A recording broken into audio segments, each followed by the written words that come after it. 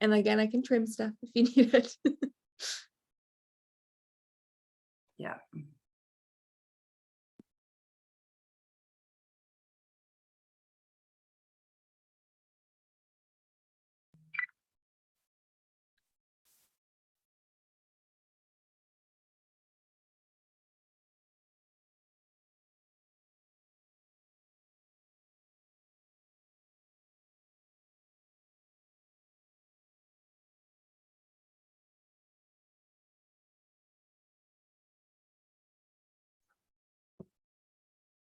Okay. I'm going to turn off the waiting room as well. So if people join, they'll just come in. You won't have to let anyone in. Okay. Jess, Okay. do you know why my camera won't work? Oh, I'm not sure. That's weird. I've never seen this happen before. It happened on mine with the mic. When I use my other computer, it tells me that my speaker isn't detected. Something's going on with Zoom, I think. Let me get something here. Yeah, that's very strange. Sorry, I'm just closing blinds because I'm doing this from home and my dog will have a fit in the middle of this, so. All right, everyone's in, so you're good to go. Okay, so we are here to talk about get to the close. And this is my first time teaching, so bear with me. I'm a little nervous. Okay, so it's basically about getting to a successful close. You know, kind of like you meet a buyer, it doesn't mean that you're going to end up in an agency relationship with them, same as writing an offer. It can fall for so many reasons. Mhm.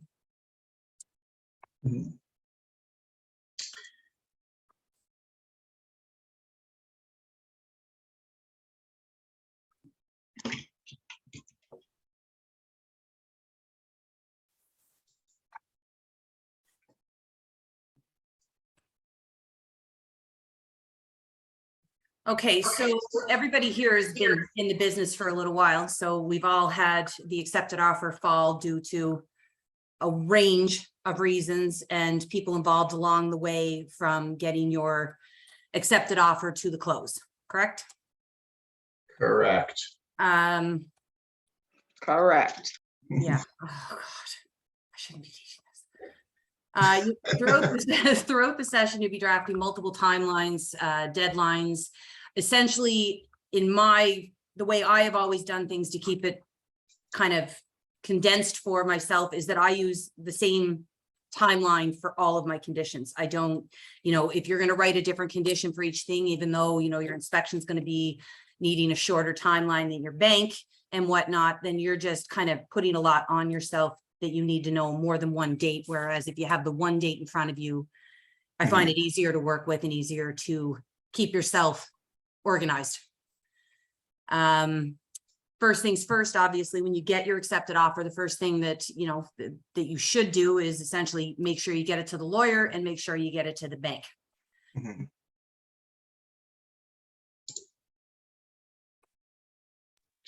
I have a question. Yes. Do you actually send it to the bank? Yeah. Well, here's the thing. I give my client the option.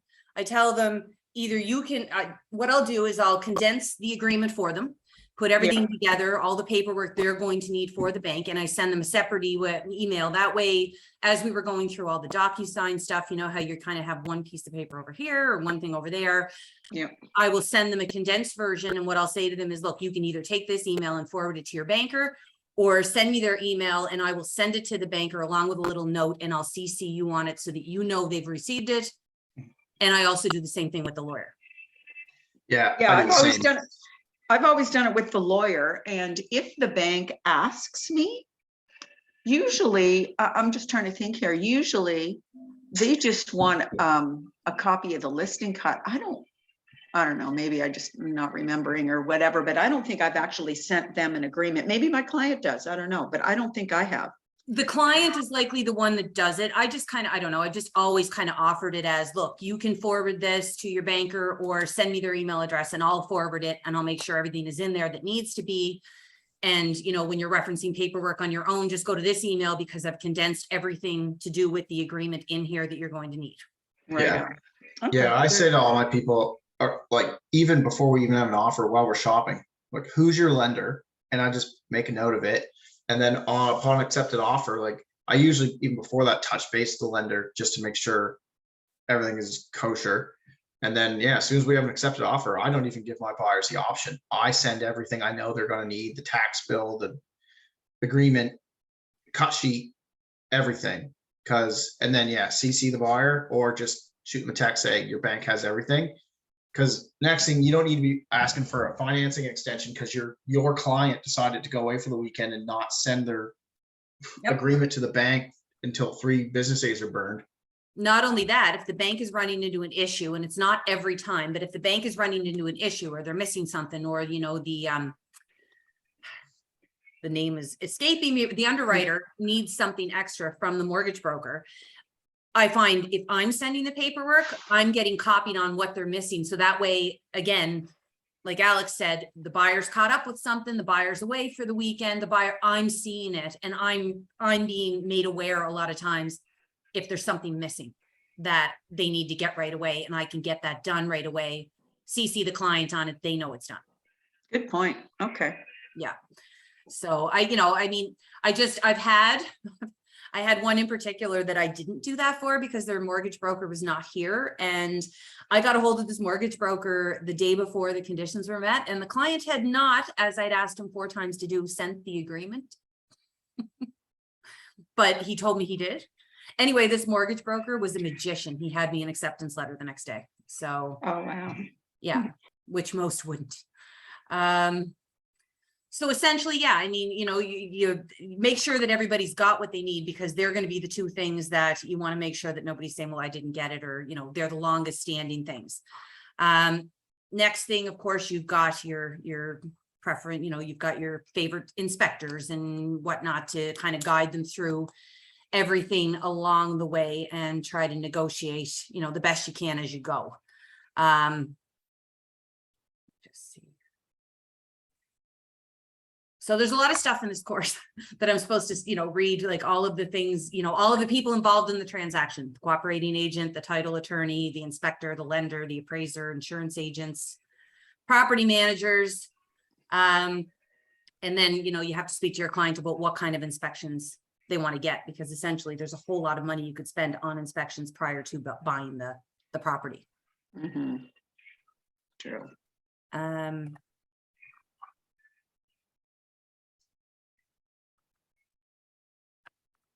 So you're going to have to go through with the buyer what they need to know. I mean, especially with first time home buyers, you know, a lot of them, the question is, well, once I sign this, do I have to buy it? Yeah. You know, what are my options if I don't like my inspections? So you're going to go through all of that fun stuff with them. And then the biggest part, in my opinion, is once you start getting through that, is trying to figure out how to negotiate something that keeps everybody happy, which wasn't really an issue through COVID, but unfortunately it is now.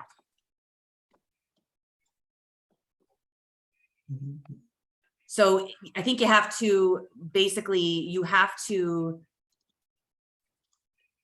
let your buyer know what to expect as they're going through, you know, set them up so that they're not panicking on every turn, you know, bad inspection. The banks, you know, needs more time, whatnot. You kind of have to baby them through it to make sure that they understand what's going on, because you can't have them in a panic. And no matter how frustrating things get, you cannot let yourself get tangled up if the agent on the other end isn't being particularly easy to deal with. No, really? You've had that happen? Listen, I think after 17 years, I've basically had everything happen. I hear you. Yeah. Mm. So, oh my God, I'm not good at this. You're doing fine. You're doing fine.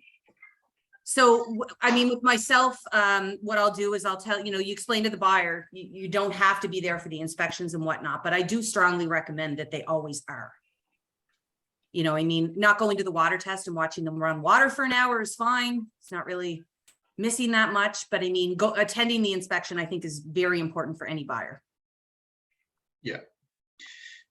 Yeah, I agree. Been on an inspection without a buyer unless it was out of town and I was there on my own. Exactly. But I mean, realistically speaking, it's one thing to read on a piece of paper that they found this. It's another thing when the inspector can stand there and show them Right, exactly. what the problem is and, kind of speak to them. It's not the same getting it emailed to them, even if they call with questions. I find on site, the inspector is going to say, I think you should go a step further with this and get an electrician to come in. I'm not an expert on this. I just feel like, they're going to get a lot more out of it being involved in it than, at the end of it. And they said, well, I didn't really understand that in the inspection. Well, if they were at the inspection, they had the guy that needs to, explain everything right there in front of them. Agree. So, common interaction points, communication of deadlines, communication of contract to other parties, lender and buyer communication, which I do find falls through the cracks sometimes with the lenders. Maybe not so much in Halifax, but I know here a lot of times we've got panicked buyers trying to get a hold of people. It's not working out too well. And then basically staying on the buyer to make sure that everything that they are planning on doing is going to be done within the timeline of it needing to be done. Yeah, I tell all my buyers, like, look, when we get the accepted offer, I tell them like that night, usually, like, celebrate tonight, but like tomorrow we get to work and I'm gonna, pardon the French, I'm gonna bug the shit out of you for the next 7 to 10 days. Yeah. I say the same thing. I'm like, I'm going to harass you, so don't worry about it. You will not forget anything. Yeah. So, you've always obviously got your stuff that you have to get done by your condition date. And then normally what I would do as soon as we meet conditions is start instructing them as to what they need to do to get to close. Set up your Nova Scotia Power, speak to the lawyer, find out what they want to do. I don't know how, I know in Sydney, it used to be, and I don't know if this is general practice in Halifax, things have changed here, but not with our contracts. It used to be that if there was nothing in there about no oil adjustment, then that was understood that there was an oil adjustment. What's happened down here over the last probably 5 or 6 years is we find out from the lawyer if they're doing an oil adjustment. So I always tell the client, call your lawyer now and find out what the 2 lawyers are speaking about oil adjustment, because technically there should be one, but a lot of times they take it out of the hands of the contract. They take it out of the hands of the what? Sorry? Well, like the contract used to be, unless you wrote there will be no oil adjustment on closing, everybody understood there would be. Oh, right. Okay. Yeah. But I'm finding probably in the last, I'm going to say at least 5 or 6 years, a lot of times we find out that the lawyers have talked, everybody's decided not to do one. So it's not really an understood thing anymore. So I always make sure my buyer or seller communicates with the lawyer to find out exactly what the 2 lawyers have come up with regarding that, because they change it sometimes. Right. Good point. And tell them not to go buy a new car. Oh, I know. And I tell them not to cancel their home insurance until they have their check. Until they have their check from the Like the lawyer. seller. Yeah. Oh, A you lot tell of the people- seller this? Sorry. Yeah. Yeah. Oh, Yeah. okay. Yeah. Yeah, because I always tell them that because of the fact that if you have a delay, and I had one, God love, it was wonderful. Fiona. I had a buyer or seller who didn't listen to me and canceled their home insurance for the day of closing. And the day of closing was the day of Fiona. Oh. Yeah. So, there was nobody in offices. We were tracking everybody down. We got it straightened out. There was a little bit of damage to the house, but nothing that needed to go through insurance. But it was quite a panicked moment for both, well, for everybody involved. I've had a situation, this was a few years ago, and sometimes it takes these kind of things to make it not happen anymore, is my clients went out and bought all new furniture. So all new, before close, all new furniture, all new appliances, whatever. So when it came time to get their final approval, like they had approval, like they were pre-approved or approved or whatever.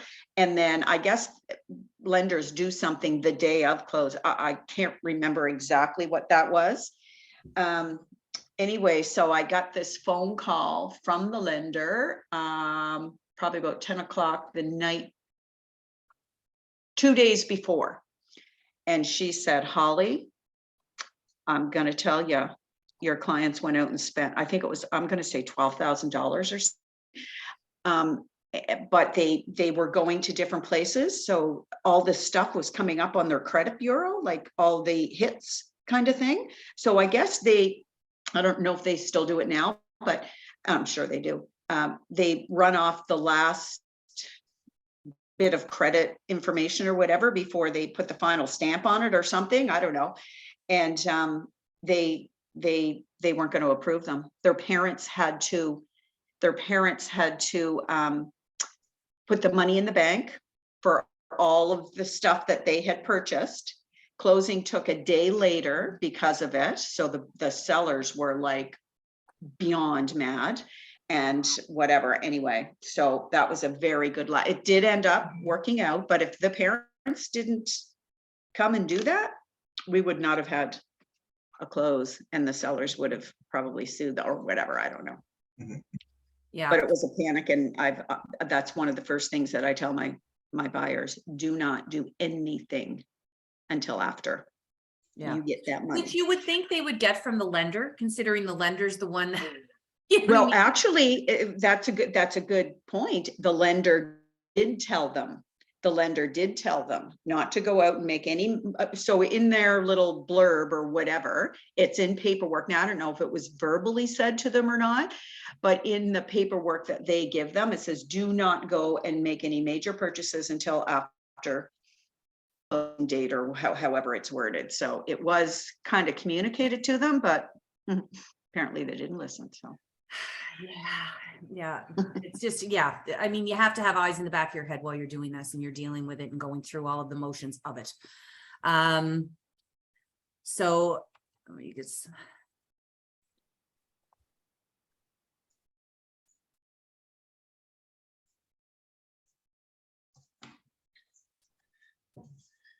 Okay, so here we've got a buyer timeline. It's a little, I mean, obviously it's about how you wrote the timeline. I know practice here would be that your earnest money, so your deposit is showing first in the buyer timeline here. I know the go-to in our market is that the deposit, we make the deposit due at the end of inspections. Like on the day that they have waived all the conditions is when we make the deposit due. And it's generally become the norm here. Years ago, I actually had a conversation with Brad Chisholm at one of the meetings for the forms review that they had done, and mentioned, you get you get the seller upset and, about the release of the deposit. And he was actually the one that suggested, back then everybody was making the deposit due in 24 hours or 48 hours. And he was the one that suggested, he said, look, if that goes into that trust account, it doesn't matter who's right or wrong. If you have one that won't sign, the money's not going anywhere. So he said, my suggestion is that you do not make that deposit due until you know your client is buying the house, because essentially it's supposed to be a sign of good faith. But if you've got an inspection, insurance, financing, all of those conditions, well, it doesn't mean you're not offering a sign of good faith, but you don't know 100% yet that you want to buy that house. does anybody else do that? I make mine so starting out, I always made mine due, like my deposit date and my condition dates were the same day. Throughout COVID, when it was like, I got a little bit strategic with the deposit. Obviously spoke to my people about much larger deposits, and we would usually pay them the next day or the day after, like instantly pay it, because it tells the other side, we have cash, here it is, hold on to it while we do our conditions, like we're serious. Yeah. But And now, I mean, like the last few that I've written, I've put it back to on condition day, and I've got no pushback on it. Because Well, that's I the always whole thing. thought that it had to be within 48 hours, like not for NSAR, but for Keller Williams. No. no, rules you around can that. write it for whenever, like I said, it's due. And what he had said to me at that point, and I just started doing it from that point on. And I had a few people question me on it when I first started doing it, because at that point it was the norm here. You kind of get into that norm. Yeah. You're doing deals with everybody does it this way, but they had asked me a few questions, and, you know, at the time, I just said, well, I was told basically by NSREC that this would be the way to do it to protect everybody in the agreement, because there's no argument. If you're within the conditions and the buyer backs out, the buyer didn't give any money, there's nothing to fight over. Which makes sense, which know, totally makes sense. Yeah, like, why should you need the seller's permission to release the deposit based on a failed inspection, if that was one of the conditions of the agreement? And on top of that, it saves you a ton of paperwork. Yeah, true. You know, you're not, okay, I've got to get the check to this person, or, you know what I mean? Like, all of that is gone. When that goes into the account, it's because it is solid, and chances are it's not going to be argued about, because it's going to go to close unless something catastrophic happens. In the meantime, it's, you know, basically out of your control. Mhm. Mm. So, inspections, you know, obviously we all know that inspections can go past the inspection when you start getting the specialized people in there to give you an idea as to where you are. Do you guys recommend to your sellers to do a pre-inspection? I don't.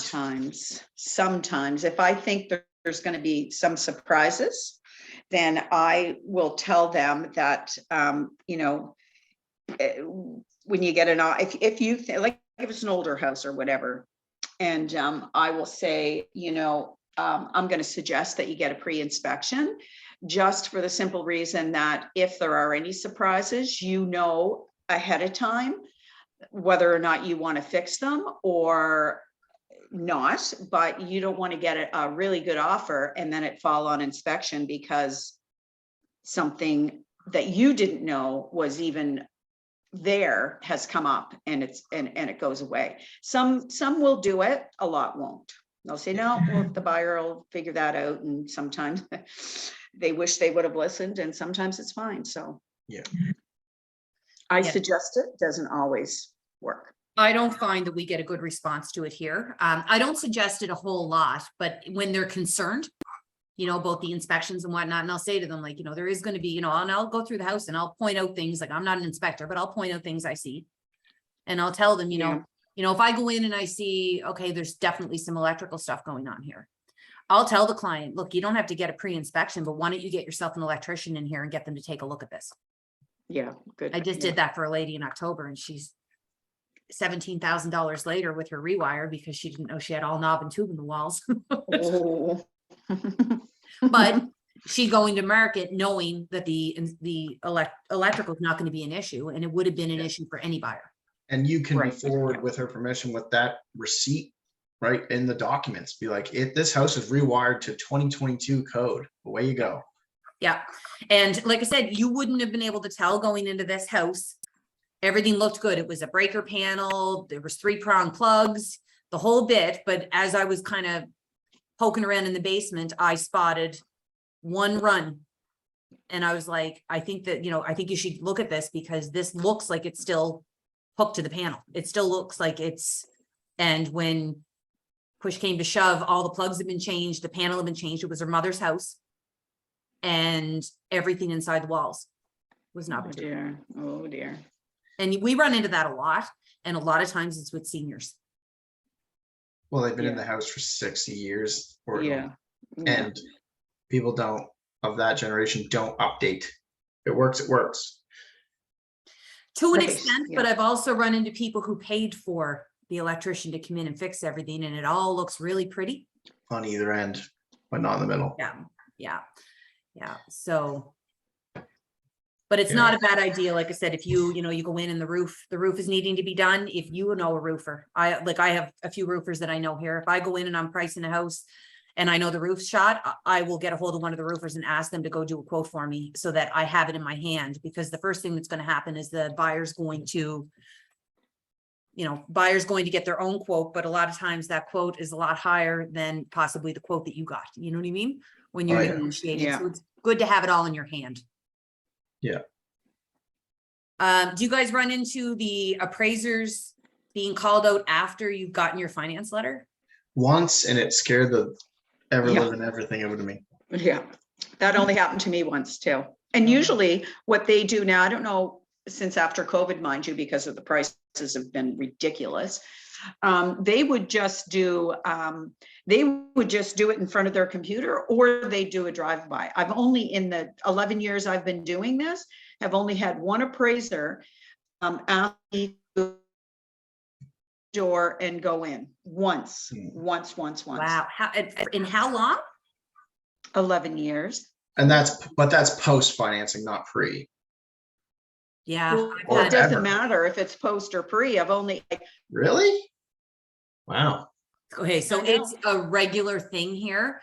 And I find in the last, say, 5 or 6 years, I haven't run across the post too often, but this used to happen on a regular basis where you So would would get they the letter, want to- everything's good. would they want to go in the house? Yep. Yeah. And everyone I've Alex, ever you've done. never had, oh, and Every- you've had people, Buyer or seller, like they always go in. No, You- we've got the drive-by or the desk appraisal here, because I've had Oh, a few yeah. that they've called Paul- me. Holly, you must do the majority of your deals, are they like in town, like in Halifax? not necessarily, no, Yeah. no. So I find like when they're in the city, it doesn't happen as much, but like out here in our community, or like when I work outside of Windsor, like in Hants County, it's every Right. time like either I'm going or somebody's letting the appraiser in for 15 minutes to walk through the house. Right. I've only had like a handful of appraisers call me throughout the years. One of them was in Mount Uniac, that they actually asked me some questions about the house, but never went in. And the only one that went in was in Porter's Lake, or on Myra Road in Porter's Lake, that Man, they actually went in and did the I even- appraisal. I've had to go to bat against the appraisers and like send them my own comps to justify the price. Well, I've also asked, where are you getting your, because sometimes there just isn't a comp. You know what I mean? Yeah. Like there just is not one that's near the place that your buyer is buying or seller is selling. So, and that's how I knew that's how I knew about the desk appraisal, which I don't know, I just never came up in my mind because it was never an issue. And she told me that they do basically what we do, but they do a radius. So they might they might do, I don't know, 7 kilometers, let's say. But I mean, Jesus, you could have 3 streets that are totally different houses. So I always thought those desk appraisals don't, as long as they don't give me a hard time, or as long as they approve it, I don't care. But I mean, when you're doing comps with 7-mile radius, there's all kinds of different things that could, For sure. Now I find with the desk appraisals, any of the ones that I've known that they were done or the drive-by, I've never had any issues come back on any of them. yeah, But I've I- never had a drive-by issue either. No, but I mean, I've actually seen like an appraisal come back, and the next thing you know, you've got a buyer and seller arguing because the appraisal came back 3,000 or 4,000 under asking. And it's like, to me, to that appraiser, I'm like, how do you think you can be that precise? Right, exactly. But it throws everybody for a loop. Yeah. Yeah, so, yeah, anyway, thank God it's not one of those things that happens all the time, but we used to run into it so often down here. You know, it'd be like 3 days after you had your finance letter, the sold signs up, everybody's happy, everybody's done their celebratory, yes, we're gonna close, and then all of a sudden you get this call. And you're kind of looking at the banker going, well, how did you give me a finance letter if this was coming down the pipe? And what's the response to that? They never really had one. They had the agents here up in arms over it because, I mean, we were all in the same boat. If you're giving me a finance letter, that is my, okay, I'm good. So, Right. you know, Yeah. why am I getting this letter? And now there's an appraiser going, well, I mean, it's just, you know, I think at one point I'd heard, oh, it's just part of the process. It's just the next, and it's like, well, yeah, okay, I get that. But what if part of your process comes in short? My client's now going to breach their contract if they can't buy this house because you sent an appraiser in after we told them our financing was good. Yeah. So thank Mhm. God it never happened to me, but I've had some sleepless nights over it. Yeah. Yeah. That's scary. And it might be more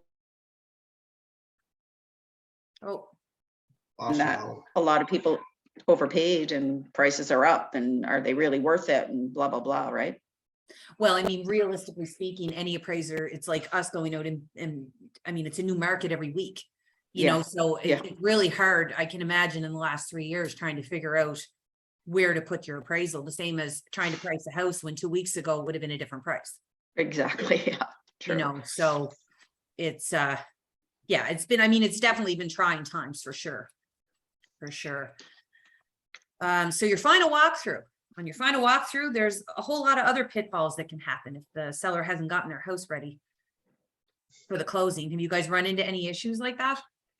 Oh, yeah. Garbage, garbage, garbage. Yeah.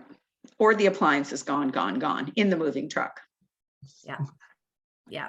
And I mean, how have you guys dealt with that? I know with me, it's go talk to the lawyer about a holdback. Yeah, yeah. that's typically it. Yeah, so they get Get to, to the lawyer and just let them fight about it because it's out of our hands on closing day. exactly, exactly. And I mean, the lawyers usually do a pretty good job with the holdbacks. Yeah. Yeah, I just typically, I'm lucky in this scenario. I take my truck on every closing day on the buyer side. Just like, if there's like a obscene amount of garbage, it's one thing, but if it's like 3 bags in the shed and 7 old paint cans, I just take them and deal with them just to keep things moving. But yeah, it's mostly garbage. Every now and then, like, yeah, some appliances that don't work, but I had was out- horses left over once. The horses were still there. That was fun. Oh, wow. Oh my goodness. What happened there? Wow. Yeah. So they rented out the barn, but they didn't, whether they didn't tell the people that were renting the barn that the house was closing or the whatever, but yeah. Did they come and get the horses? Yeah. The people came to feed them while we were there. And I was like, these gotta be gone. She's like, well, I have nowhere to put them. So they're staying here for now. They And my- sold the house and didn't tell the people leasing the barn that they had to leave? Yeah, I guess so. Anyway, so my guy was just like, well, I'm buying the house today and I didn't buy it with horses. So he said, and my plan is to open this back area up. So I'm, as soon as I'm told that I own this house, which will be by 5 p.m. today, I'm taking these fences down. And Oh, Alex, you wouldn't have done that. well, I wasn't doing it. My buyer wanted to. Oh. He said, I'm taking these fences down. That's my first thing. I'm opening this backyard up. And anyway, horses were gone by 5. I don't know where they went, but Aw. Well, Wow. I was on the seller side and the buyer's agent was doing the walkthrough. And I think it was at the doctor's office or something anyway. And he called and he said, all of the appliances are gone. And I said, oh, no, the stove was still there. But the stove and so, anyway, they took the washer, the dryer, the fridge, and something else, 4 appliances. I can't think of what the other one was. And they were on the moving truck on the way to Winnipeg.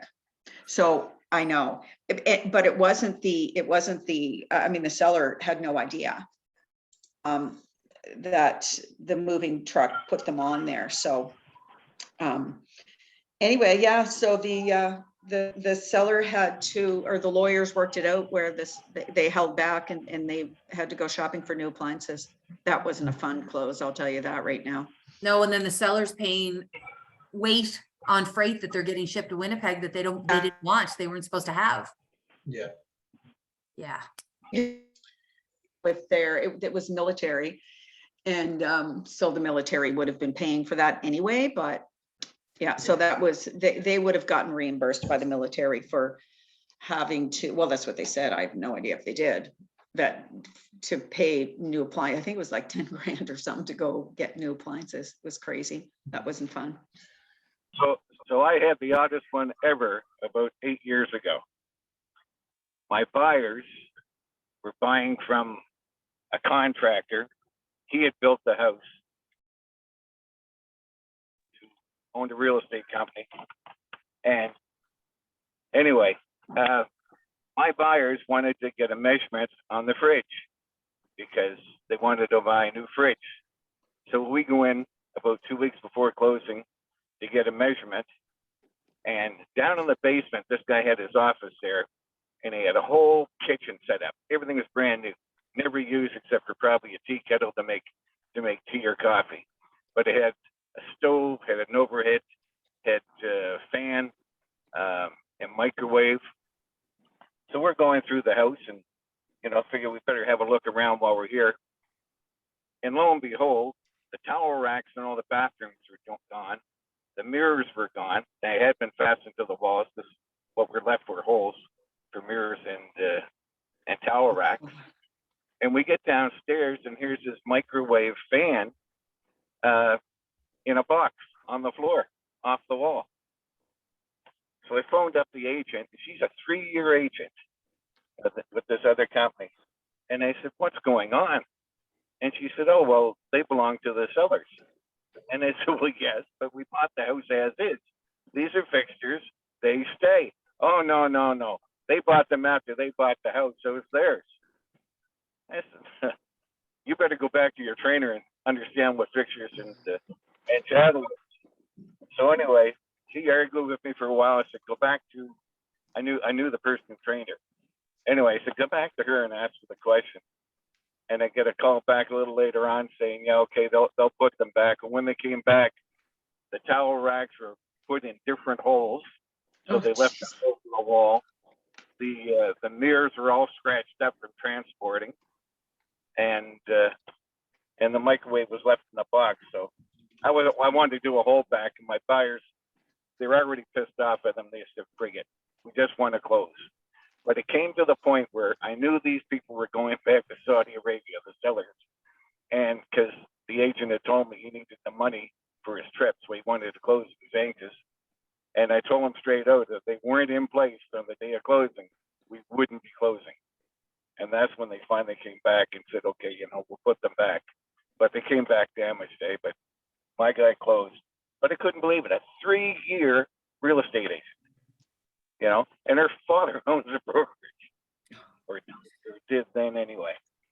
Incredible. Well, I heard something years ago, and I've always used it when I'm dealing with my clients. And I'll tell them, they'll say, what are fixtures? Basically, if you turn the house upside down and shake the hell out of it, whatever doesn't Yes. fall out is a fixture. I do that too. We must have heard that somewhere. Maybe in some, yep, if you shake it. And I've only had the bathroom mirrors once. And believe it or not, I mean, you guys are selling the higher end. You guys, the market is obviously a lot higher price point in Halifax than it is in Cape Breton. So when we're talking like $400,000 or $500,000 in Cape Breton, that's a big sale, right? And that it was one in that price point was the only one I saw somebody walk off with every bathroom mirror in the house.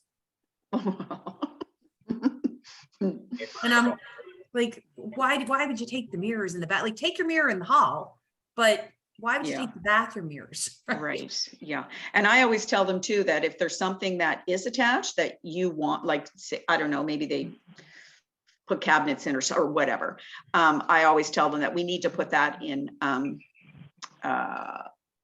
not included. Like we need to write that in, or it's going to stay. And if Again. you're taking it, you have to repair what damage That's is done. correct. That's right. That's right. I take it one step further and I tell them, if there's something here that you want, take it out before they see it. When they come through, they think they're buying what they see, so don't let them see it if you want to keep it. I had a listing years ago, and it was a higher end home, and it had an in-ground pool. And the people were building another home. This home was only about 4 years old. And so when I went to look at the house, he had just bought the heater, and the pool had been there since the build. The heater had gone in like within the last year. And he said, I want my heater. I'm building a new house. I'm putting another pool in. I don't want to buy a new heater. So I said, well, remove the heater before I list the property. Like, have it gone, and then we'll just say it's wired for a heater. But if it's here, you're leaving it here. So yeah, okay, I'll take care of it. So I go back to the house, get all the paperwork signed and everything. The heater's gone. I don't know where it is at this point, didn't pay much attention. So I go to do the first viewing on the house the following day. And here I am walking around in the backyard, showing them the backyard, and down the neighbor's driveway, I can see my client's truck parked in the driveway with the heater in the back of it. So did he move it for every viewing? No, he had taken it. I don't know where it was when I went back to sign the paperwork, but he ended up, I think this neighbor let him put it in the garage at his house, but he couldn't do it that day. So I'm looking at the pool heater in the back of the truck, like 3 doors down.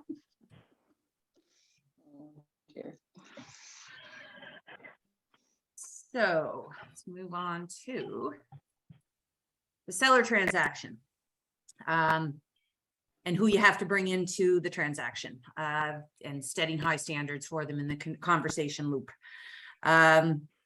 We all have our go-tos with everything. You know, I don't know, here we don't find a lot of people are moving out of the area, so I'm not going to pretend to be the resident expert on who the best movers are to contact or whatnot. I kind of stay out of that.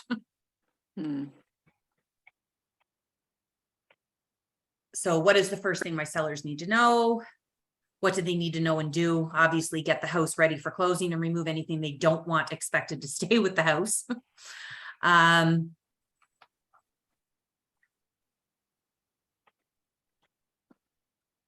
what can I do to bulletproof? I mean, you know, so many things can go wrong from start to finish.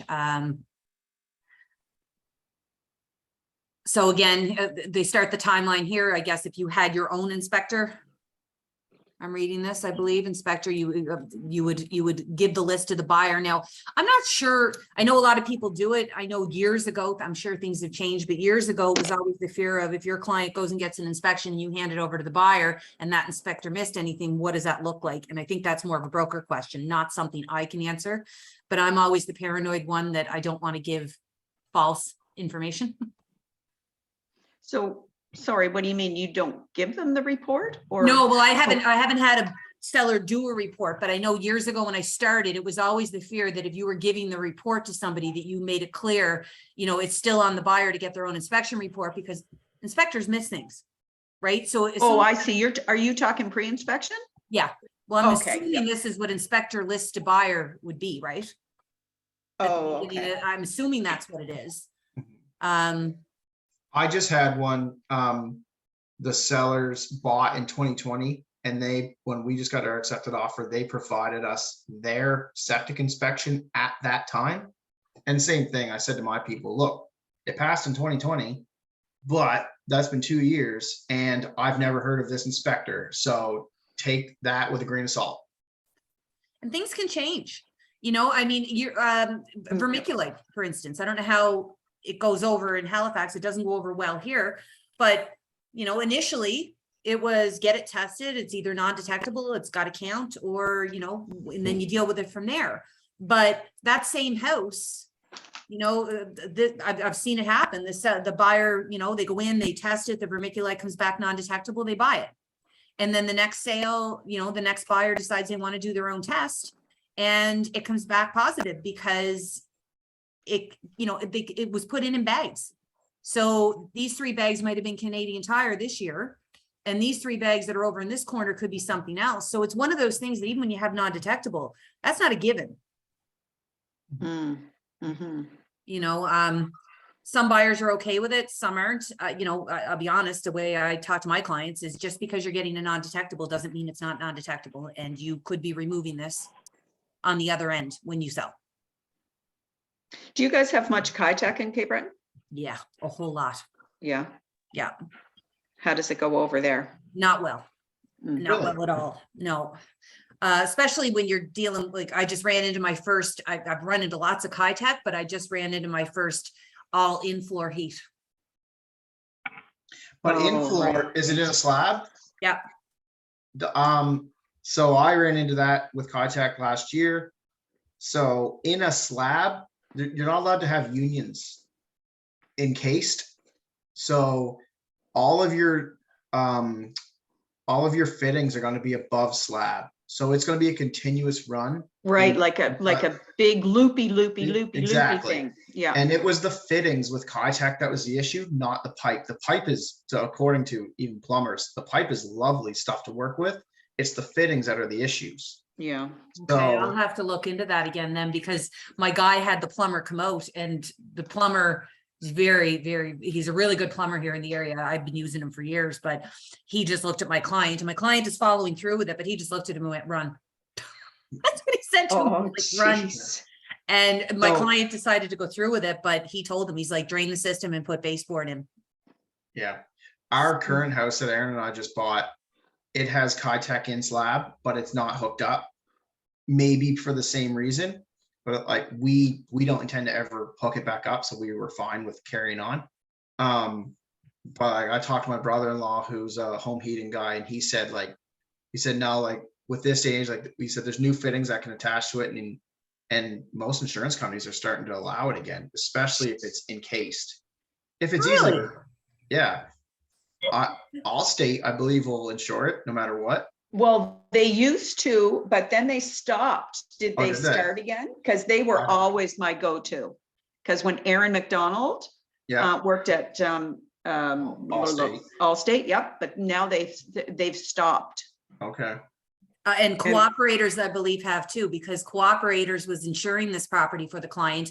And when my buyers called them, they were running into issues with them because they said they had backed off from insuring it also. But I Okay. haven't heard of any Kitech issues. Like, it's weird. You know, like where are the problems coming from? Where's it happening? The problems were all the whole thing started stateside.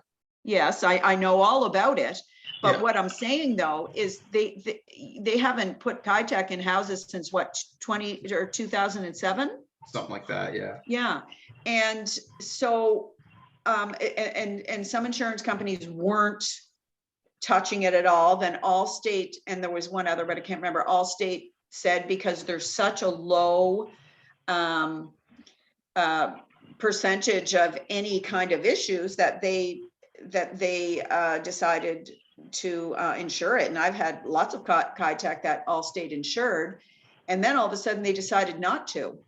And I've never found out why. Like, what is it, like lots of damage now, or lots of what do you call it, you know, Claims. claims? Yeah, thank you. Well, I Lots of- wonder as it ages, if they're not, you know what I mean? It only makes Maybe. sense that the older it gets, the more it would fail possibly. Yeah. And maybe Yeah. that is, you know, it's becoming an issue with them claiming it for Well, sure. now, especially now being 2023, they start putting Kitech in 2000, I think. So it's now at its 20-year age.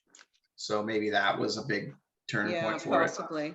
Well, this possibly. property that I looked at, everything, the in-floor, every bit of domestic, the whole thing was Kitech, and it's a multi-unit building. Oh, yeah. Oh, dear. Oh yeah, Mhm. just full of it. But the funny thing is there's two sister buildings next to one another that I would have assumed were built at the same time. I know they were built by the same builder. They were the same layout, same everything, and one of them had it and the other one didn't. Huh, interesting. Yeah. So, but anyway, yeah, I find, like, I know here the vermiculite and Kitech are two of them, and mold in the attic, of course, are the three like bells and whistles, red flags going, we have a problem. Yeah. So. And again, you've still got the buyers that'll test the vermiculite. I just explain it to my clients that, well, you can test it all you want, but your testing means nothing. Other than it can confirm that you definitely have some with vermiculite or with asbestos in it. Yeah. So yeah, the next section is your seller timeline. Once you get your accepted offer, you mark it as pending, set up inspections and whatnot that the buyer agent is asking for, find out where they are with the inspection, schedule any appraisals or any other inspections that happen, whether it's the electrician, whatever, for the buyer agent. And then set your seller up if they're looking for either, a large amendment to the inspection clause, or as we talked about earlier, the appraisal comes in too low, Mhm. hopefully before the condition date. Yeah. So.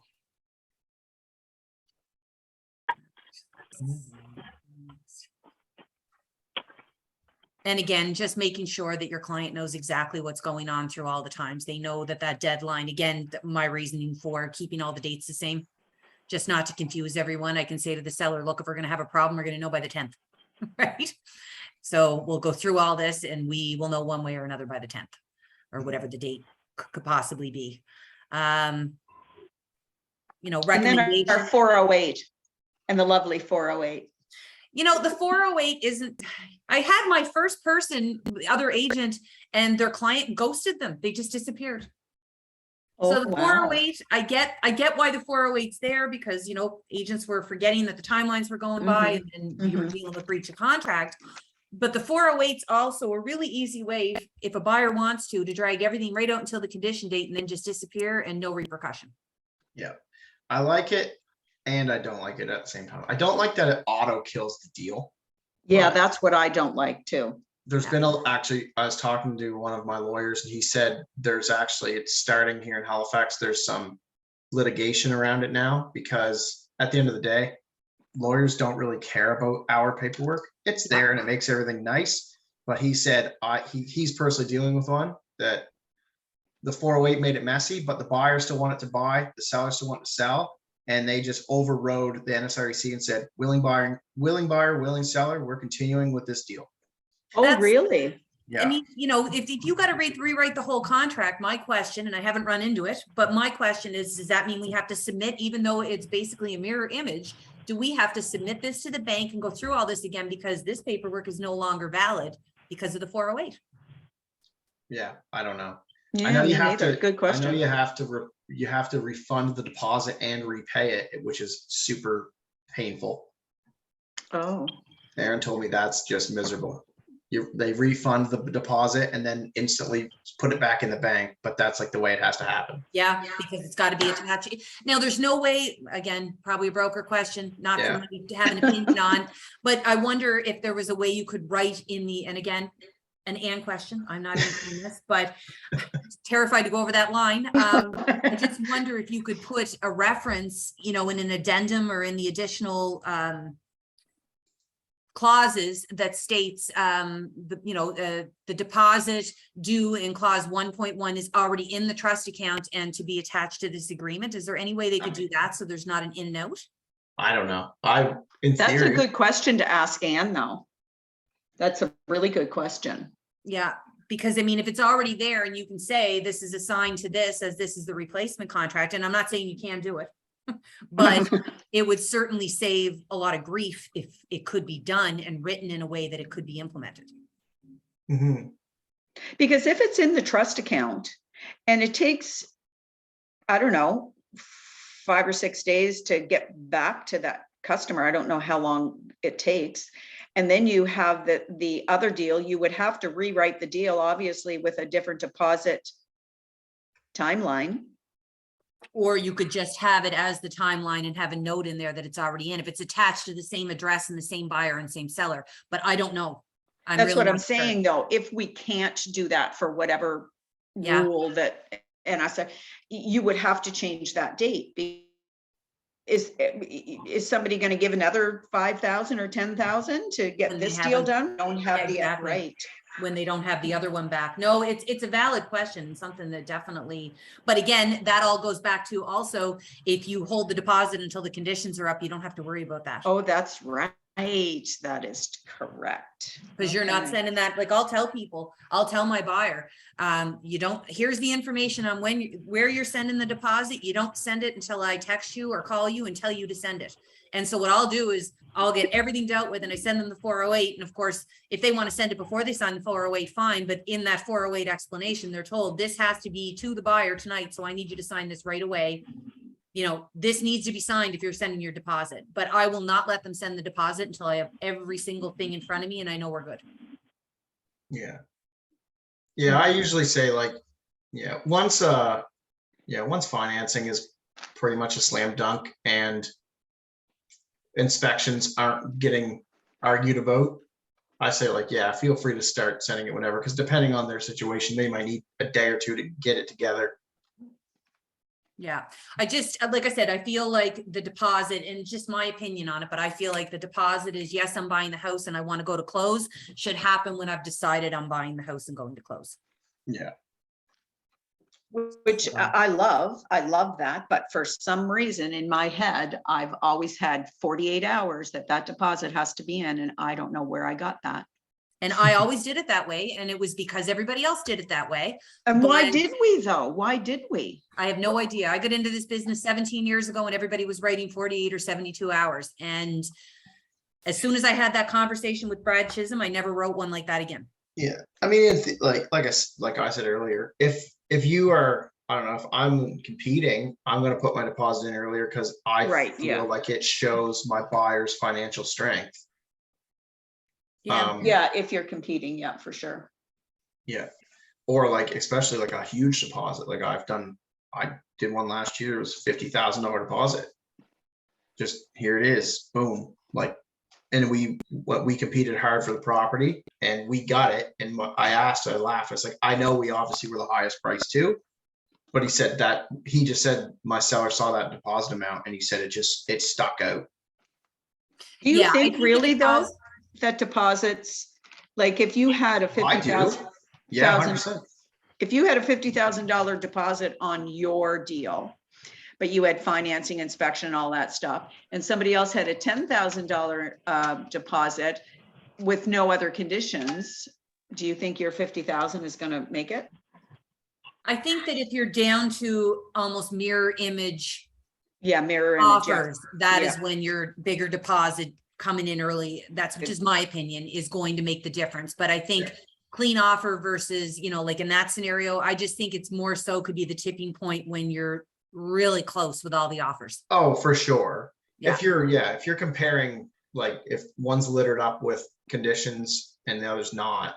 But I also think too, like if both have a financing condition and one's offering a $2,500,000 deposit and one's offering 20,000. Yeah, In definitely. my opinion, and Yeah, obviously assuming is wrong, the person that's willing and has 20K to drop tomorrow likely is either in a better financial situation and will get approved easier. I mean, don't like possibly not.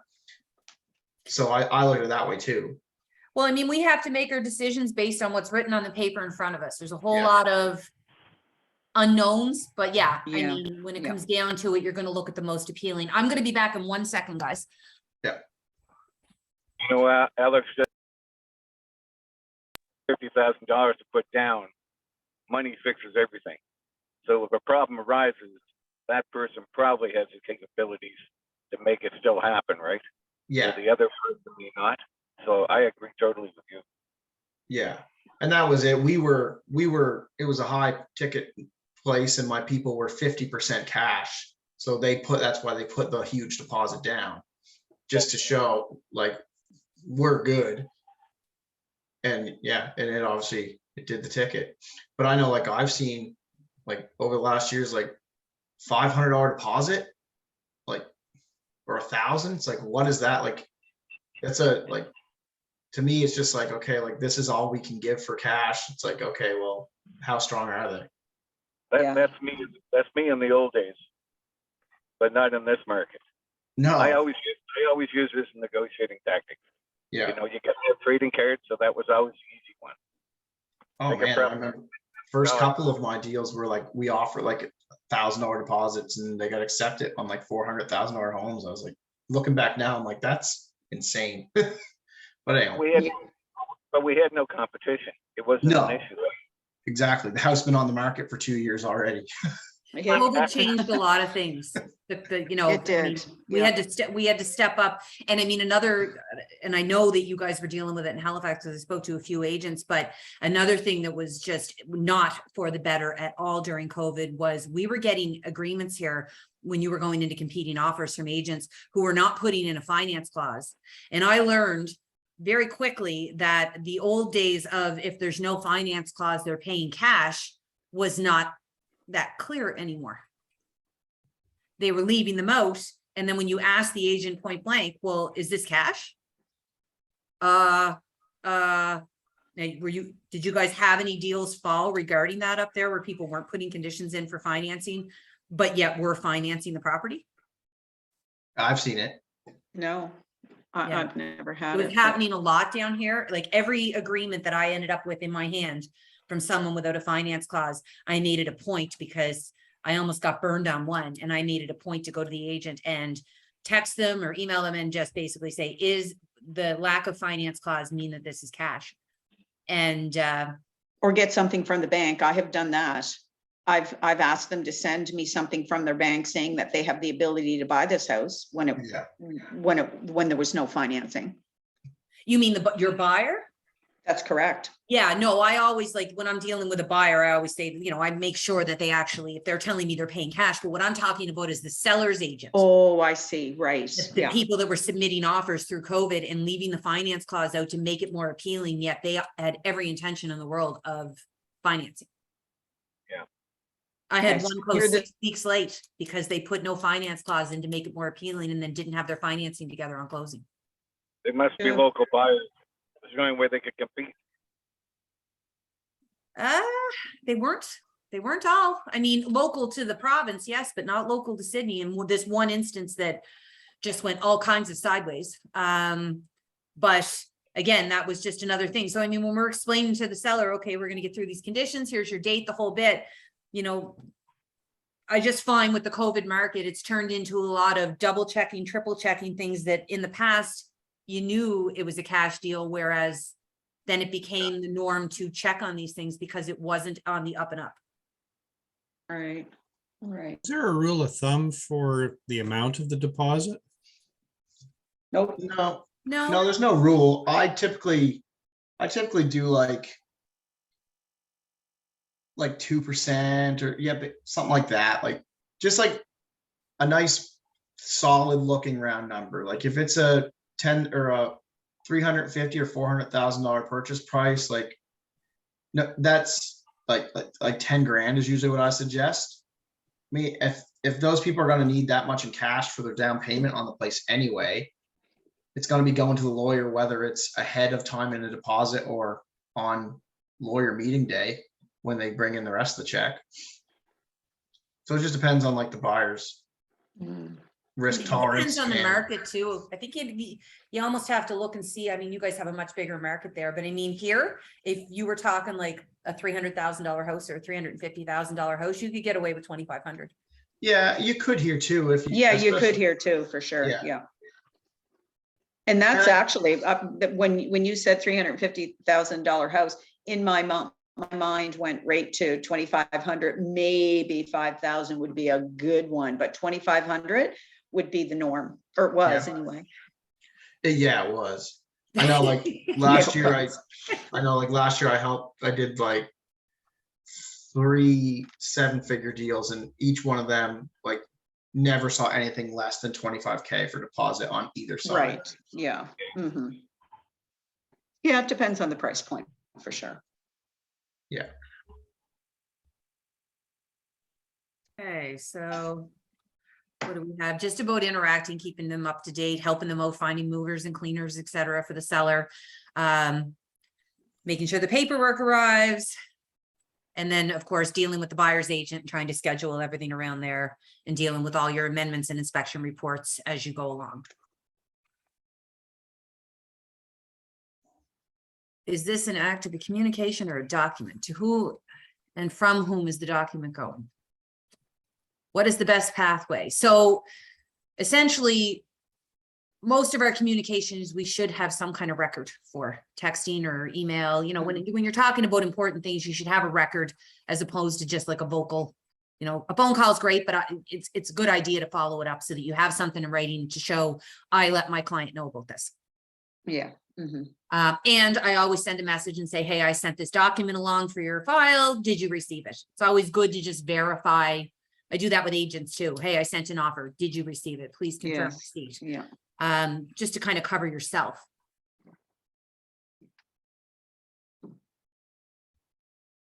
So another thing, just throwing it out there, because it's like my favorite thing, the kind of, well, it has to do with dealing buyer and seller, but Command. Did you guys know the Command app that you can go in and you can speak into the app under your under your client, go into your client contact, and there's a part where you can say notes and you can actually speak into your phone like you had a conversation with them about adjusting the price, whatever. Instead of taking written notes, you can hit this Oh. button and talk into the No. phone, and it converts Really? it to text and puts it in the timeline. So when whether you're in Command or you're in the Command app, you can go back and look through your notes that are all in a timeline and stamped. And okay, I spoke to seller on, October 1st. I asked for a price adjustment to this. They're not ready to do it yet. I spoke to the agent about this. You can put all your notes in verbally. And they all turn to text and they go into a timeline attached to your contact so that you can keep everything organized and stop taking written notes. That's cool. So I'm in that app right now. I won't take up a whole lot of time because I know this isn't a command. This is just an organizational thing for buyers and sellers. Okay, so I'm in my contacts right now in my app. Go into your, Right. pick a contact and go into it. Yep. Okay. When you're in there, on the bottom right-hand corner, there's a little plus sign.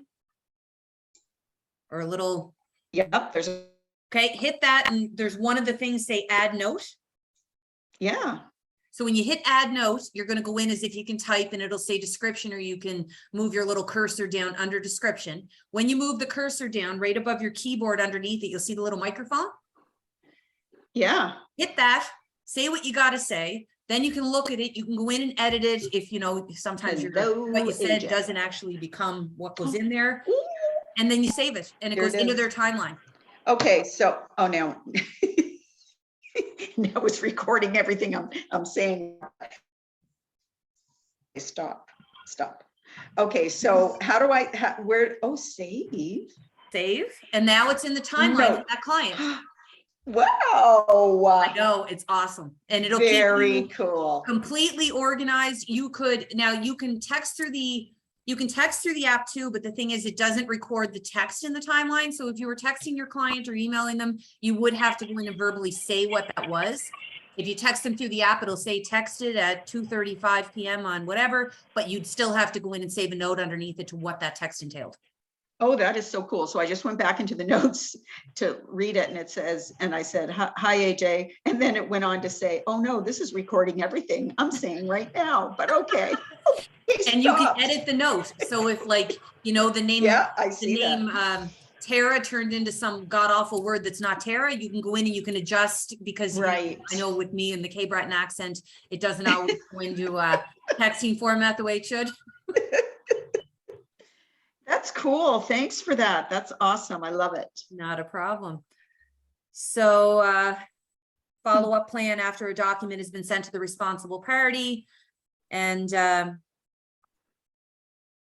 just ways to streamline communication across transactions. But I think most of us are using digital signature now, which is fantastic because everybody's going to get a copy of it. And Mhm. Oh, it's miserable. You have to go drive an hour to get one initial on a freaking amendment. I know What? it happens very rarely, but I find most people are really good, but then you get the odd one that says, well, I'm not really sure how to do that. I'm like, okay, listen, I'm going to send you the first one and you're going to call me if you run into problems and I'm going to walk you through every step and exactly what you do on that one. If we can get you through it, you're going to do for the rest. Right. But there was nothing worse than going at 11 o'clock at night with an amendment. Oh, never had to do that. Oh, I've seen you coming in the door at 1 o'clock in the morning after dealing with an offer that had to be answered tonight.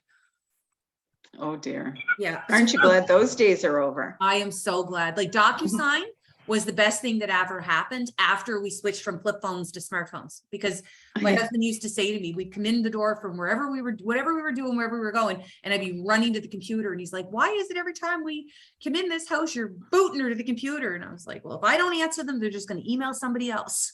Yeah, true enough. So I had a fax machine when they first became affordable. And when I get into real estate, I watch yard sales on Saturdays and I bought 6 more of them just so I could give them to my clients who are outside the city. that's smart. I never thought of that one. Give them instructions beforehand. I said, look, I'm going to call you and I'll tell you what's going on. I'll tell them. And I said, okay, when you hang up, let it ring through. The fax machine will take it and paper will come out. And I'm going to call you back and explain how you're going to go through that and put it back in the machine. It saved me a lot of driving. I bet Yeah. it did. That was smart. Yeah. In Now, fact, I'll my first fax machine was like $2,500. Those ones that got at yard sales were like 30 and 40. wow. Can you even buy a fax machine anymore? I know medical people still, like hospitals and stuff Government. still use. The government does. I the have a government. fax machine.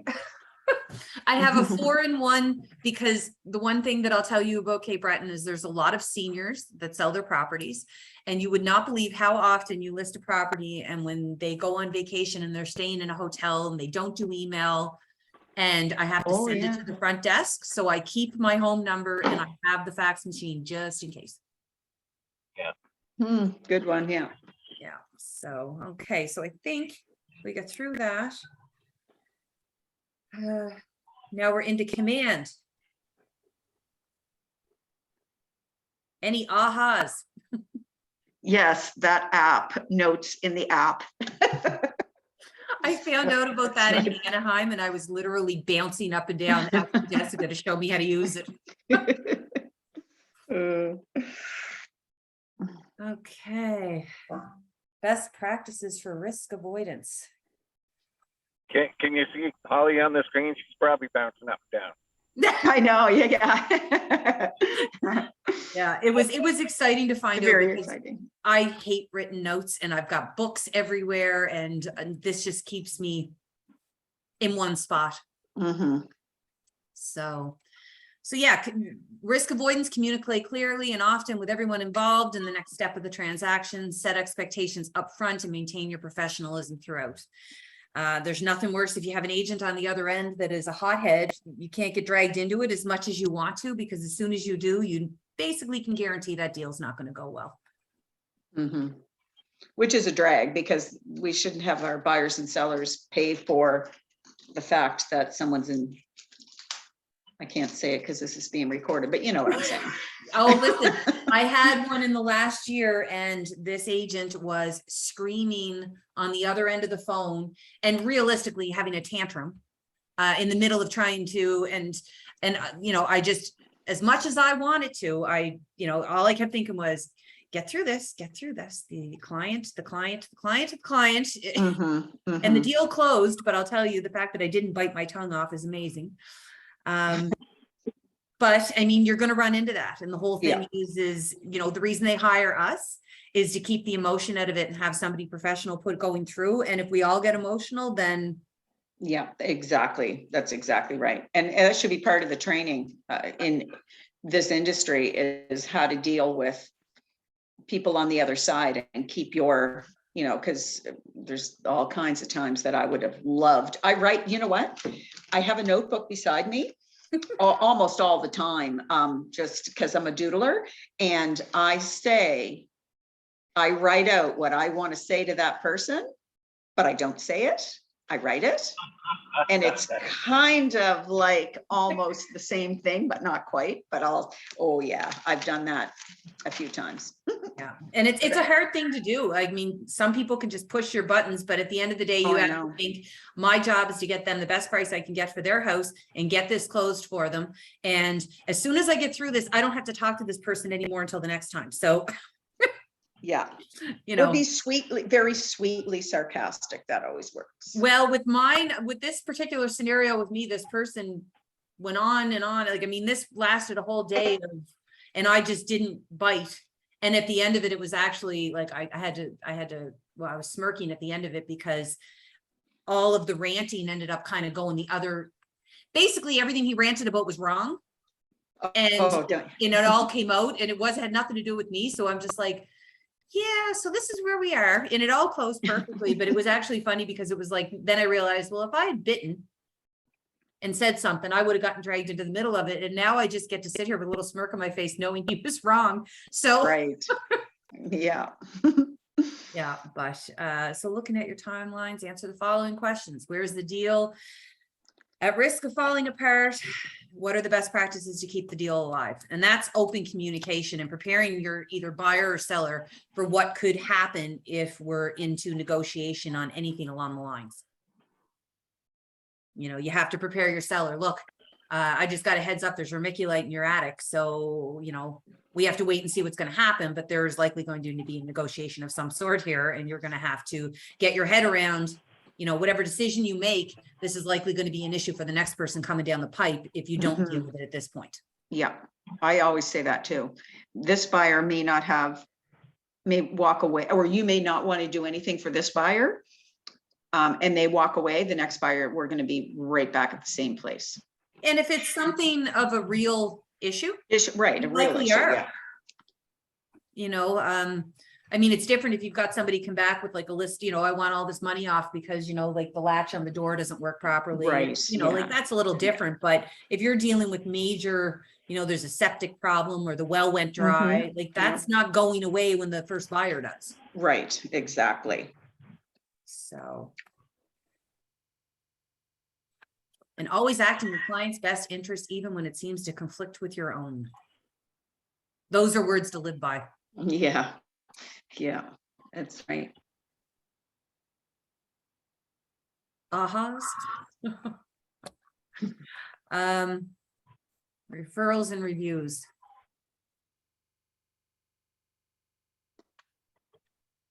Repeat business referral. So I always ask for a client to write me a testimonial. Mhm. Yeah.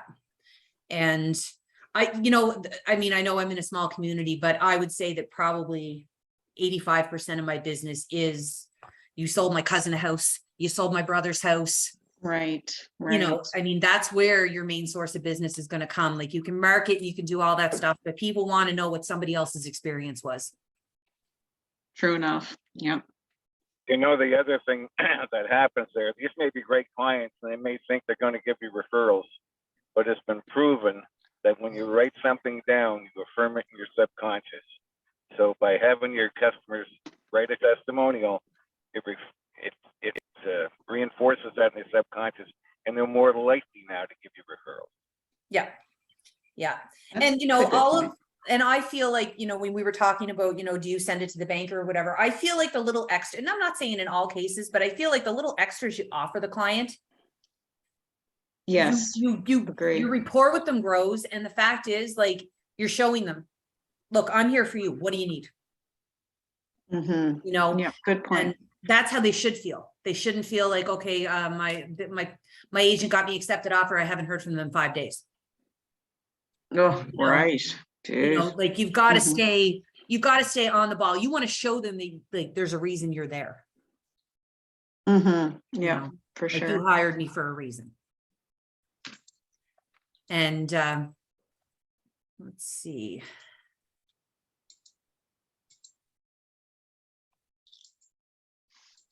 Post-close follow-up. So then you get into your SMART plans. The biweekly or the monthly neighborhood nurture is a really great one, I think, because, you know, if they don't want it, they can cancel it. But everybody loves talking about real estate. Like, do you ever notice you tell somebody you're a real estate agent and they want to talk Yeah. about real Yeah. estate? Mm-hmm. So, you know, especially when the markets are going crazy with COVID and whatnot, you know, everybody's like, oh, I wonder what my house is worth now. Right? Well, guess what? Don't ask me because I don't know, because it could change tomorrow. But at least with the neighborhood nurture, they're getting their hand on the, they've got, their hand is on the pulse, I guess you want to say, that, you know, they're seeing, okay, well, this, you know, this house 3 blocks over sold to this. It might not be the identical house, but they feel like they kind of have a grasp on what's going Yeah, on. for sure. Yeah. And it's just a little extra to keep in touch. And that's, what did you call that? Because I haven't done SMART plans yet. I keep saying them. Bi-weekly neighborhood nurture, or there's a monthly neighborhood nurture. And I'm going to be honest, like I've done, like I use Command quite often. I haven't done a whole lot with SMART plans at this point, just a little bit. But if you're looking for one that's like really simple, that you're not sitting there trying to figure out exactly all the little steps to it. And, you know, 'cause some of them will remind you to call, and then they remind you to text, and then they tell you to email. And with the neighborhood nurture, you just put your contacts that you want in there. And whether it's biweekly or monthly, they'll get a little email from you with like a little market snap. Okay, right. Around them. And does that market snap just, you press the button, it comes in from MLS and blah, blah, or do you have to go You don't press the button. You set this SMART plan up and away it goes on its own. And when you, like, your contact needs to have a neighborhood attached to them. So that's where it comes into putting your contact's address in the address form. Oh, right. I remember trying that and some of the neighborhoods weren't quite in there. Yeah, okay, yeah. It's come a long way. There was like no neighborhoods in Sydney when this started, but it's come a long way. So essentially their neighborhood's already in there. You put them in this SMART plan that you start, and the SMART plan goes on its own. It does everything for I'm gonna try that. Yeah. And so monthly, they're going to get this email and it's going to look like you sat down and did it, only you didn't. I like it. Yeah. So the smart plans are really great for that. But again, I have to get a little bit more involved in the training to see, because a lot of them are, there's a lot more to it. Like I don't have my automatic text set up, and there's a lot of different ways, but Yeah, they are a Mhm. good way. You know, the one thing is your client can love you. The deal closes, they can't say enough about you. But 3 or 4 years later, if they decide to sell their house, yeah, they had a good experience with you, but you don't know where their life went from there, whether they met this agent last month at a dinner or, right. you know, but if Correct. you're sending these emails, or like I've got mine set up now that I send out, it's not a smart plan. I haven't gotten that set up yet because that apparently is going to be a lot more intricate, but I started buying birthday cards or home anniversary cards from Amazon. And the homepage of Command Now will show you, you've got 15 birthdays this year. If you've got all of your Right, contact right. information in, I'm sending out birthday cards. I'm sending out home anniversary cards. And so no, I'm not in their face, but they're not forgetting about me. Right.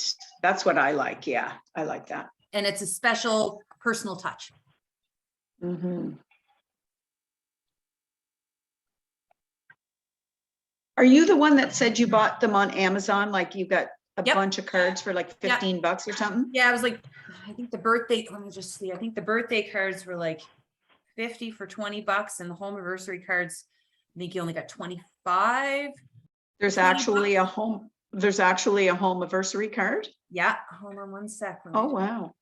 Yeah, and so, and again, I mean, I've got a lot of clients in my database that I don't have their birthdays because I sold them a house 10 years ago and I wasn't, Right, yeah. you know, I didn't track all that stuff.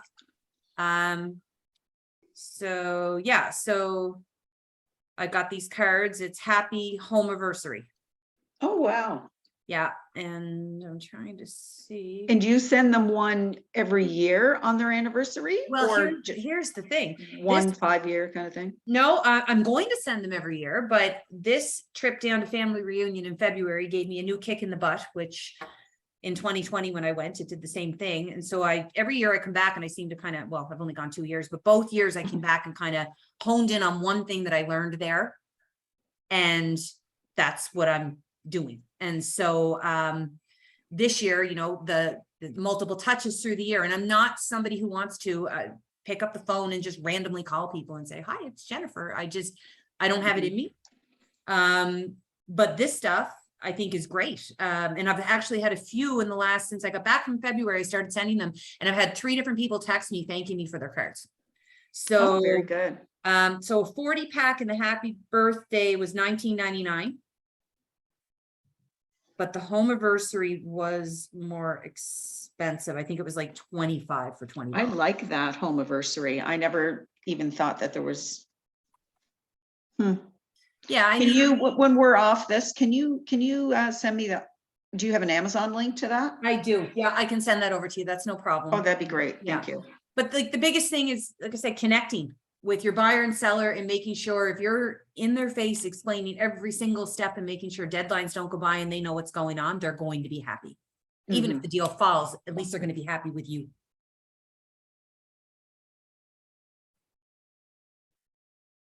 Recap and ahas. It looks like we're almost at the end. So how has your thinking changed, or what ideas or mindsets were new?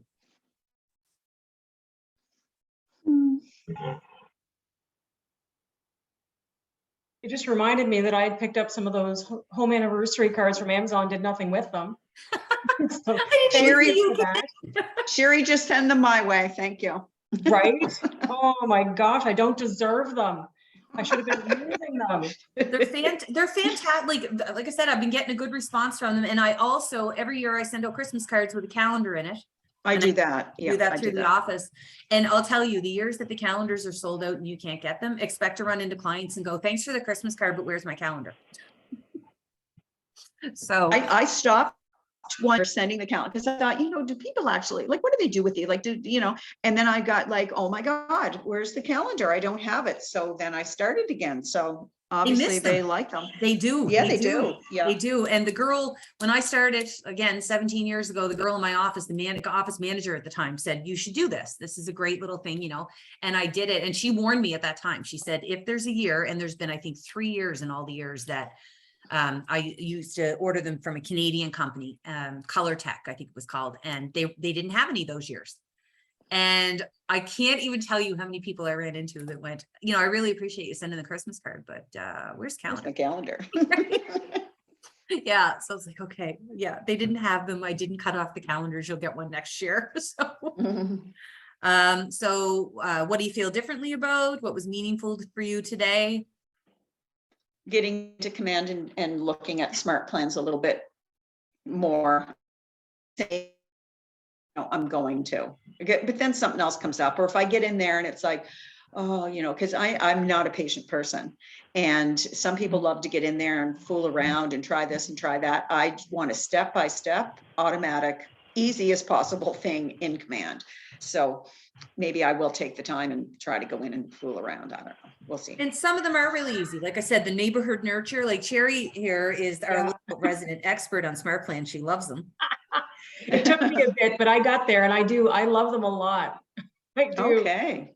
Yeah, Yeah, so good- reach good out to to me, know. Holly. I'm more than happy to walk you through some of the simple ones, just to get Okay. you going. I promise though, they're a little addictive, so get ready. Oh, okay. Because I have an addictive personality as well. Well, there you go. They're into it. And I'm going to try to get you hooked up on the texting. That is amazing. But do you think okay, we're off topic here, but do you think though that all this automatic texting and whatever, like makes people feel that it's not really you? Well, no, you You know- personalize it. So whatever it is that is your normal voice in texting to send to somebody, you fill it in your voice. You write what that text is going to say, and then it automatically will send to everybody you put on the plan. And if they reply to you, you see that. You can reply yourself from your phone and have that conversation with them on your own spontaneously in the moment. Okay, that's kind of what I wondered about.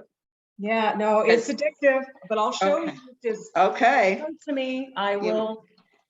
you might be sorry.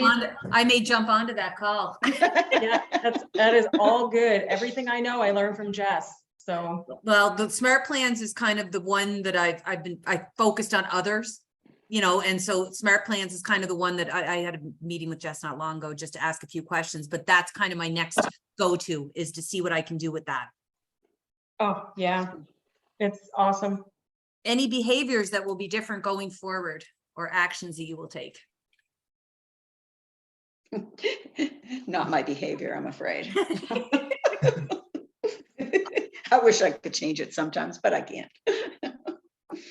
I find another good thing is a list. Like I've got a Word list, a Word document that I did up in a list for buyers and sellers, and I'll send it kind of like, okay, well, you have to do this, you have to do that. These are the things that we'll have to get through. These are the timelines. I will let you know at each, you know, at each stage what you need. That's another good thing for them, because then if they have any questions, like, what do you mean about this? Or what do you mean about that? And you can kind of Yeah. explain to them. You know, I was thinking about this the other day that I used to have one of those. It was called and I don't know if it was like in Weebly or if I had it on my, anyway, I could not find it anywhere. And I was going to like put it out in the Facebook page, who's got one, but you.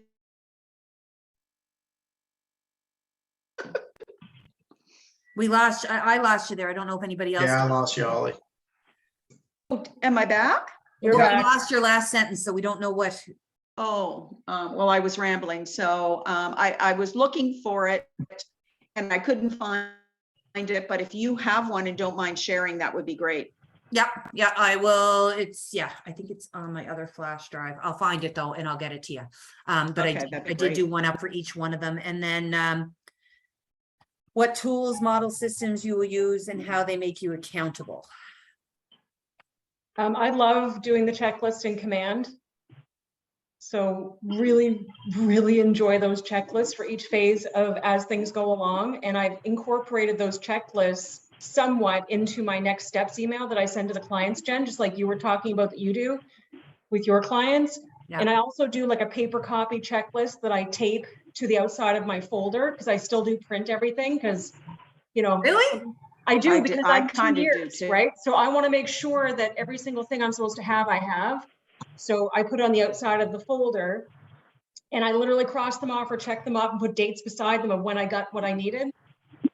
Or did I send an email to the other agent for the lawyer? Did I send the lawyer this information or find out who the lawyer is or things like that and make notes to myself. So when I'm talking to my clients or the office or whoever, then I know exactly where I am at whatever stage I'm at.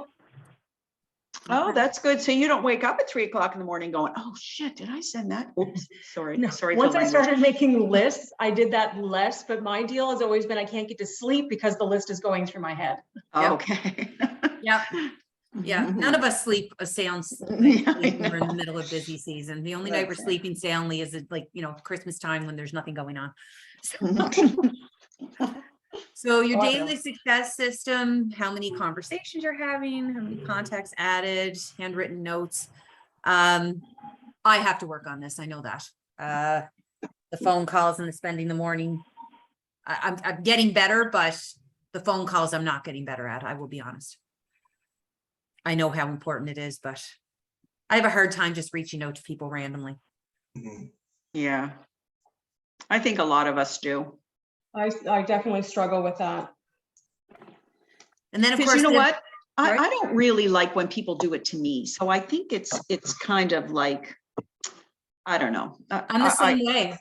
Like, what can I do for you? Like, it's great to hear from you, but what are you calling for? And I almost feel like I'm a test by making that phone call. Yeah, yeah.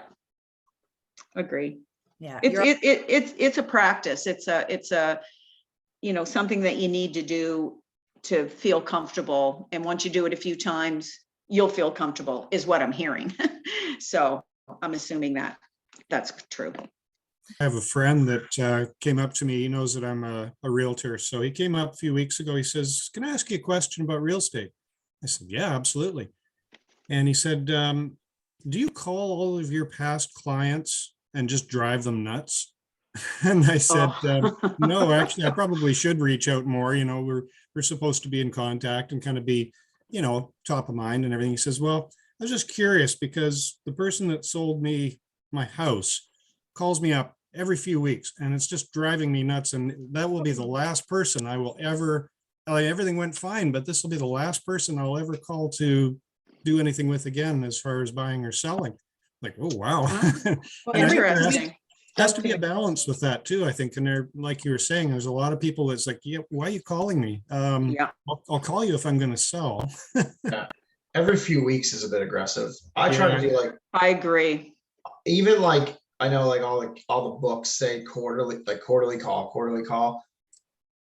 I even think quarterly is depending on the person, I guess, and the Yeah. relationship you had doing the deal.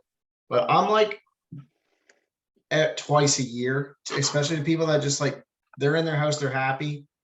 I leave them be. If I happen to notice like maybe the neighbor sells, I maybe shoot a text or something, be like, hey, I saw your neighbor went for X amount of money. That bodes well for you. Can't believe we got the property for X back in 2019. And then usually Right, they yeah. just start they just start the call then. But yeah, as for like hardcore pestering, unless they're one of your like A people that like sends you a referral every few weeks, it seems like, then I wouldn't pester them. Yeah. Oh, I'd like to have one of those people. Yeah. Ew. I feel the same way about that though. I mean, it's a fine line, right? I mean, and that's why, Yeah. again, I'm not so comfortable with the calls on a regular basis, but this card thing, I'm getting in there, but I'm Yeah. not harassing them. They can throw it in the garbage. If they don't want it, they can be appreciative and send me a text that they got it. They know I'm thinking about them, but I'm not interrupting their day.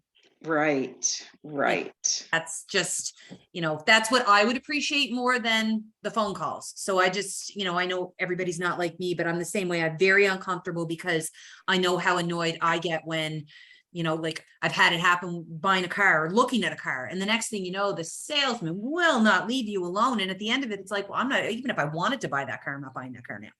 Right. You're Yeah. driving me crazy. Yeah. You know what I mean? So, Yeah. and again, there's the do not call list. The training tells us to touch our clients. It doesn't mean molest them. So, no response is fine. Let them know you don't have to respond to me. Yeah. I'm just touching base. And I look at it like when you list a property, part of my process is to ask them, how often you want me to talk to you? You want me to call you? You want me to text you? You want me to just give you information when something's happening? So find out what's their sensitivity? And Yeah, then follow up accordingly. that's part of managing expectations. I Right. always ask the question, are you okay with texting? Because to me, if I've got something, unless I need to speak to them, it's quick, they know what's Yeah. going on. Here it is, straight to the point, and as long as they say they're okay with texting, that's normally the way I will go back and forth with the client until we actually have something that we have to deal with. Right, yeah, same. And then we've got our do not call list, and we all know we're not allowed to call. What is it? Is it 9 months? I think they said, if you haven't dealt with somebody in 9 months and they're on the do not call list, we're not allowed to call them. Shoot, I thought it was 18. Is it 18? Okay, I could be No, wrong. no, on I'm the timeline. probably wrong. Don't take my word for it. I will double check on that one too. But like I said, even if they're your client and they gave you their phone number after so long, you do not have the okay to just call. Plead the fifth on that one. Yeah. Okay. Okay. Everybody read that out loud. No. Yeah. I know I'm not reading all the stuff out loud that I'm supposed to, but I feel like we're having a productive conversation, and Oh, I can definitely. this Yeah. is my first time teaching anything, so. And I'm pretty sure you guys are okay with avoiding role plays. Yeah, we've never done that. Good. Jeez. There we go. Okay, I feel like I'm going backwards, but I'm not. So this goes back to command where you can set up, your notifications and whatnot. And as we said, Sherry is the guru of this, but if you've got Smart Plan set up, it's going to tell you if you're past due on something you were supposed to do. Well, I know it tells you that you're past due on tasks, because when you put a task in to send a text for happy birthday, or their house anniversary is coming up, or whatever you put in for the task, it does give you, when you log into command, you'll see your notifications and, oh, task is past due. Oh, shoot. Yeah, Okay. and so any Smart Plans that there was a touching base you were supposed to do, it'll do the exact same thing. It'll come out of the Smart Plan as something that you missed. Okay, right on. Yeah. See. And that looks like that is the course. That's it.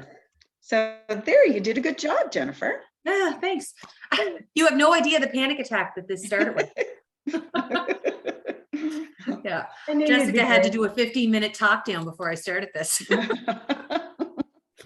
So does anyone have any questions of anything we went through, or anything they want to say, or? I think I probably talked enough. Yeah, you did a good job, Jen. Thank you. Well, thank you. And I'll get those lists. I just have to, I've got to go out on some appointments, but I'll get the list. Anybody else want the list, Holly and Michael? You Sure, guys- I wouldn't mind, please. Yeah, okay. Thanks. And like I said, it's just, you'll probably want to add to it. It's just kind of something that I've run through with all of my, oops moments over the years. Yeah, yeah.